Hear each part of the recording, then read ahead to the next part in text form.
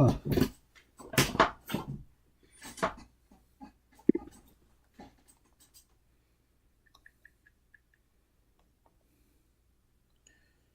That's not good. Hold on, please. Okay, ready?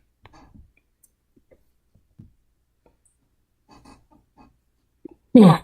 Okay. One more thing.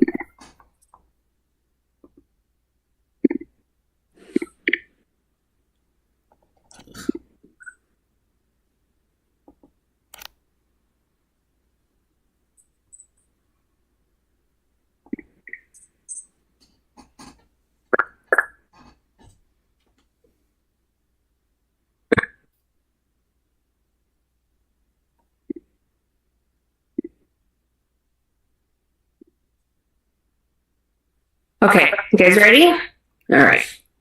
So, all right. So I'm going to kind of go through in the same order of the Kahoots questions. So you guys have a frame of reference to go back to when you're trying to go through your notes and stuff. Okay, so the first one was, which of the following can help thin secretions in the respiratory tract? So remember, what do we always encourage the patient to do whenever they're sick is a lot of water to help thin the secretions. The other ones can help if they have secretions, but the key word was thin secretions. So like antitussive medication helps with the cough, antibiotics will help with an infection, and then oxygen, of course, will help with the O2. First intervention if a patient's bowel protrudes from an incision. What is, if you guys can remember, what is the term for that? And then just refer back to your book on what that is. Our biggest thing is risk of infection, because if the bowel is protruding, that's internal, organs being exposed to the air. So our first priority is infection prevention. Number 3 was type of drainage. So drainage from an infection, surgical wounds. So remember also, fracture of a long bone increase the risk of the deep vein. Well, you gotta be kidding me. Blood. Embolism is going to be where it's on the artery and it's disrupted. So something has caused it to come off of the artery wall, which in this case would be a fracture of a long bone.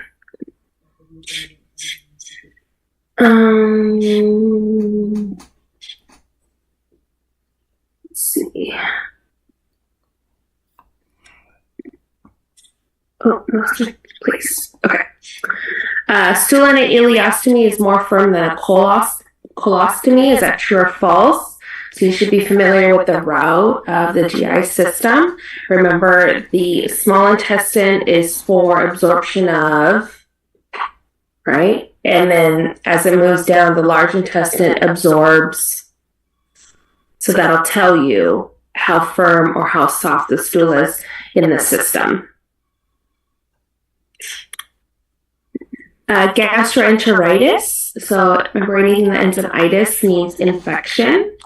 So if we have a stomach bug, what does that cause? That causes usually nausea, vomiting, diarrhea, and as we've learned before, these can cause electrolyte imbalances. So what electrolytes are we most concerned about? Electrolytes. Does anybody want to tell me probably what the most important electrolyte is when you see an electrolyte question?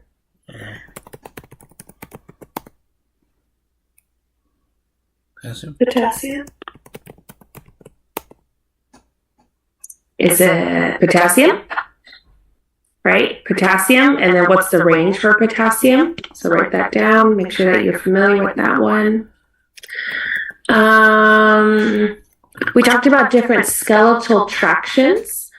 We talked about Russell's traction and a few others. You should be familiar with how each of those are set up. Which one is traction of the skin? Which one is traction of the bone? Come on. Hanging.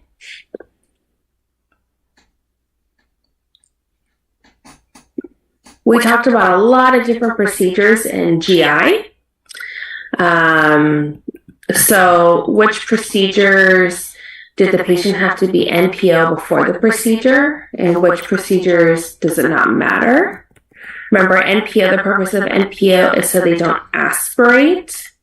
So maybe stuff like where there's an endoscopy or colonoscopy, some type of invasive procedure. It requires anesthesia, and whenever we have anesthesia, we slow the gut, we slow the respiratory system, and we don't want them to choke.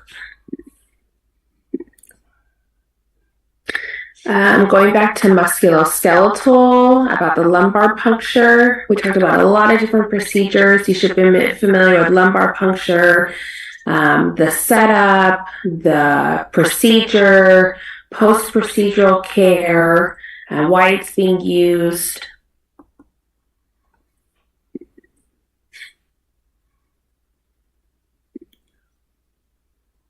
Another procedure we talked about in musculoskeletal is hip replacements and knee replacements. So what's the post-procedure care for hip replacement? What's the patient teaching? Really emphasizing patient teaching after discharge. What should they do? What should they avoid? Okay. Wound infection. So you should know probably the different pressure ulcers, the different degrees and what they look like. So if I said, that it's exposing the bone and multiple fascia layers and things like that, knowing which stage that is. And then once we started treating it, what are signs that it's healing? Granulation tissue. Okay. We talked about skin cancer as well for derm. So risk factors for skin cancer, how to primary prevention for skin cancer. What else? The different types of skin cancer. So the melanoma, the basal cell carcinoma. What do those look like? They're very distinct. You should be able to describe that.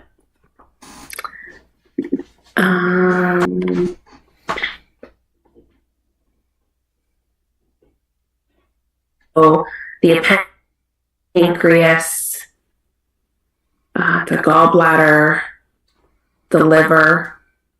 So you should know where each of those are. So if a patient says something like, my lower left quadrant, what might they be talking about? What organs are in that quadrant?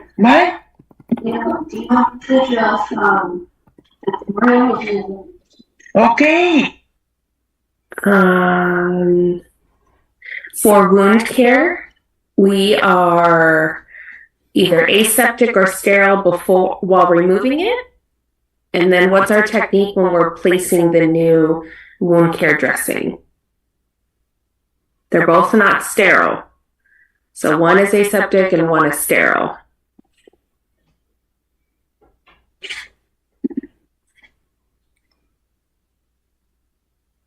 For respiratory, we talked about tuberculosis. We talked about the signs and symptoms of tuberculosis, how it's spread, how do we screen for it, and how do we confirm active tuberculosis. Remember, there was latent, there was active. Which test confirms active tuberculosis?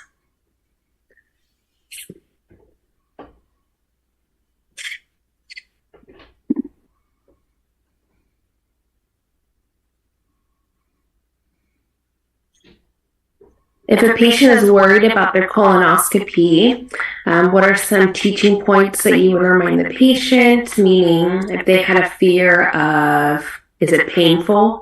What would your response be?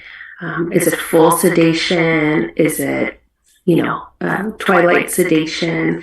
I would refer you back to the video that we watched with Katie Couric. I think I put it in the slides. So just go back to that one.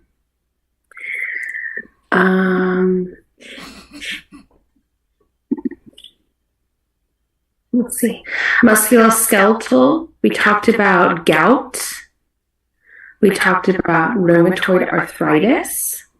Both of those conditions affect joints, but how are they different? Upon presentation, how are they different?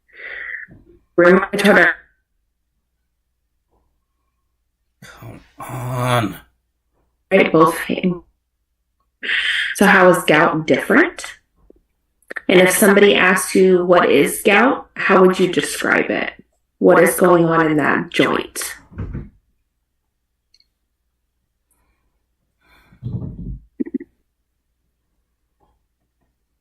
Going back to GI, in addition to skin cancer, we also talked about some infections in the GI system. So like starting at the mouth opening.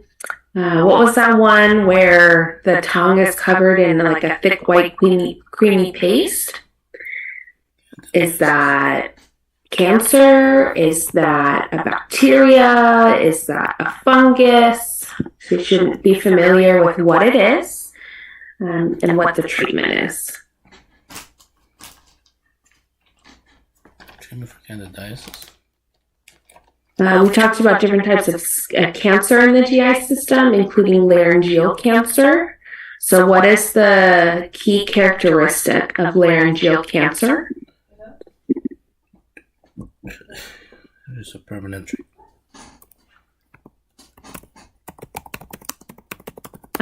What labs do we monitor to assess kidney function? Sorry, it's not used to somebody being up this early.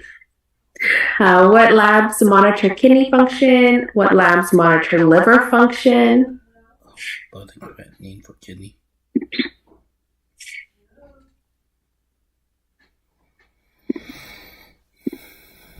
Let's see. Oh, we talked about the different abnormal lung sounds, so you should be familiar with all of those, right? Like wheezing, crackles, rhonchi, pleural, rub. Which conditions would have an absent sound?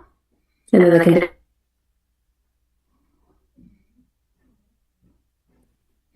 On. For wound healing, we would prescribe a specific type of diet. We would focus on the key nutrients to promote healing. What are those two nutrients we've talked about? Protein and what else? So we've talked about it before.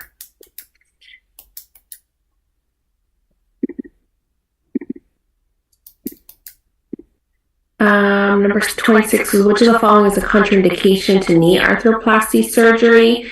This is kind of touching base on the broad concept of if surgery is invasive and it is hard on the body, right? Especially something as big as a knee replacement. So for these major surgeries, we want the patients to be in their best possible health. So that question goes over what is something that we may pause the surgery or wait a few more weeks until it resolves.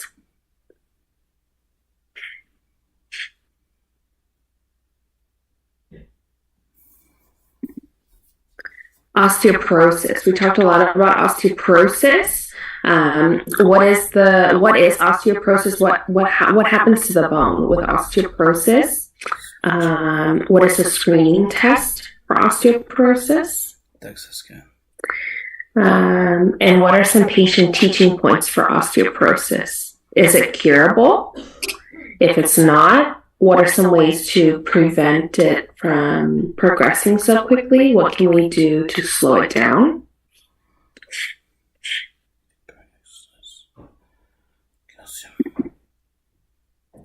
In musculoskeletal, we also talked about compartment syndrome. This has to do when a patient has a cast on. So what is compartment syndrome? And what are some signs and symptoms?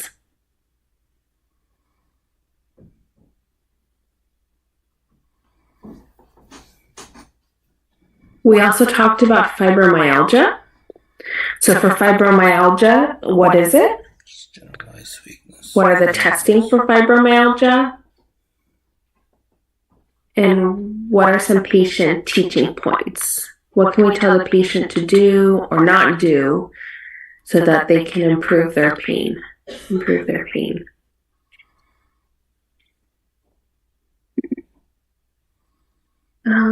Again, for gout for musculoskeletal, what is gout? What's going on in the joint with gout? And any patient teaching points. Is this related to their activity? Is it related to diet? What would Come on.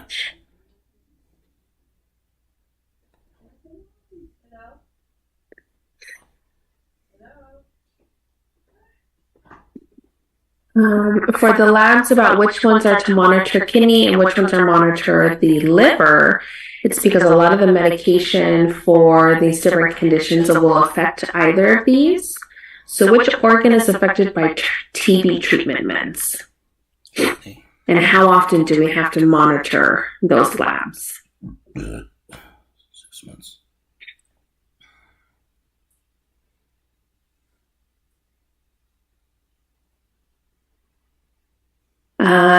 For any procedure where it's a scope that's entered through the mouth, post procedure, when should the patient eat or drink? Remember, because they're put under anesthesia. So what do you wait for to return? Nope. I have much respect for you. Going back to respiratory. How is TB transmitted? What are the precautions that we have to follow as nurses if we're caring for a patient with TB? Are they just in general population with the hospital? Are they in a specific type of room? What type of room? For atelectasis, remember this is respiratory atelectasis. What is going on with atelectasis? Is it wet? Is it a dry issue? What do the lung sounds sound like? And then what happens to that patient? What is that patient going to complain of? What are you going to see on that patient if they're experiencing atelectasis?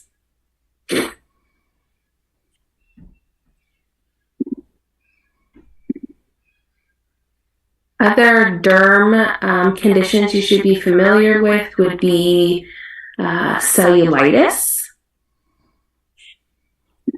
herpes zoster,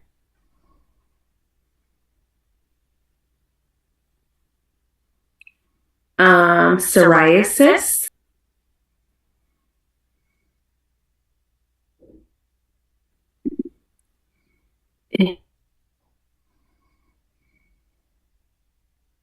that I just list.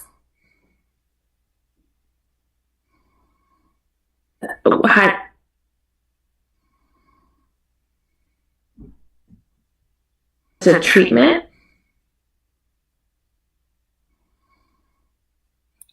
Come on. Fucking internet.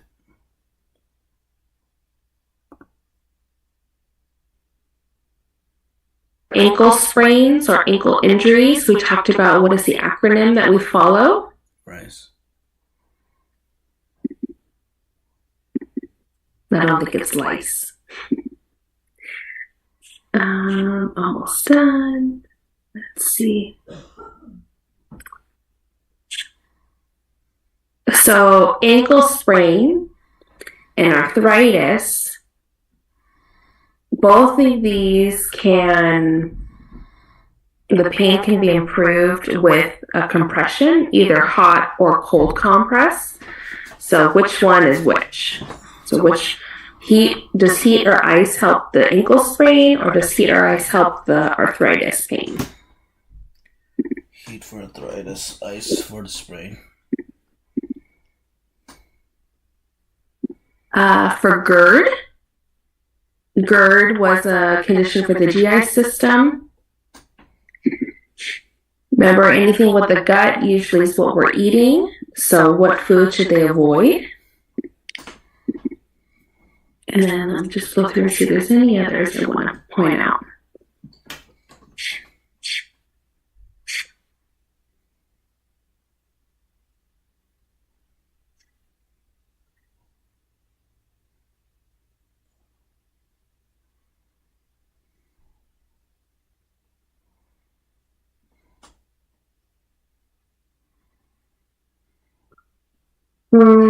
Just looking. You should know where each of the pulses are, pulse points on the body. These are super important because if a patient has a fracture or we do a surgery on that specific joint or area, you always check the verify that the circulation pulse points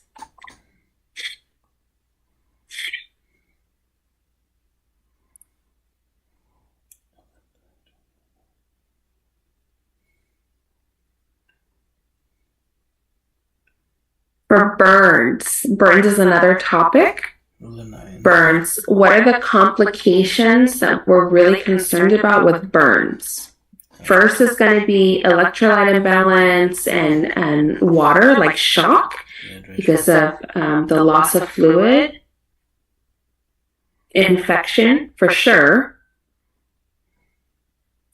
But remember, if a question says priority, it always means, right, what is going to kill the patient first, or what's going to make you call that code quicker.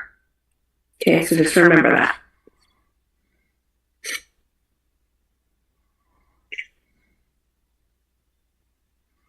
For hepatitis A, B, and C, how are these transmitted, and what do you teach the patient to prevent further transmission?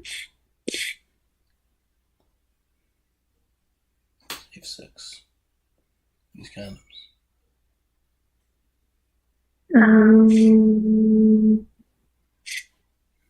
There's a few questions on therapeutic communication. So remember, therapeutic communication, we're always wanting them to explore their feelings, express their concerns, make sure that all of their questions and concerns are answered by the provider, so help, supporting them to be heard.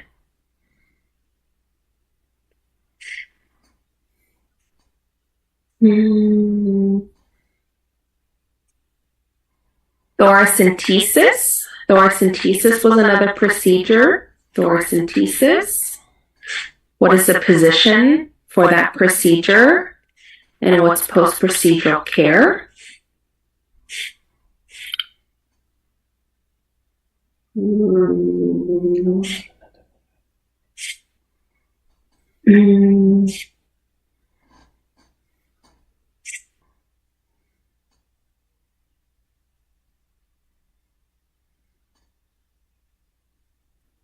Of course.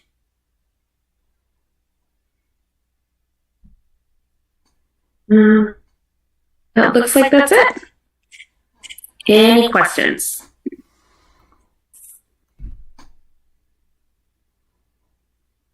No, I will. Did I say the type? Oh, were you guys putting in the chat? I'm so sorry. I had the chat closed. Whoops. Sorry. Fluid here. Oh, you guys are answering. Oh, cool. Justin, yeah, it's potassium. It's the most important electrolyte that we look at. Let the weight hang. Yep. the type of burns. So no type of burns. You don't need to be able to calculate like how much body percentage is burned. It's more of the complications or the risks associated with burns. So when you go back to the burn section, we have concerns. There's some key concerns depending on the body, like where the burn is at. So like if there's burns on the face and the neck, what are we concerned about the most? If there's burns and stuff on the stomach, what are we concerned about, and so on. But that's all I have. I'm going to do another session at 6:30. If you guys want to come back again. But I'll stay on until everybody logs off in case there's any questions.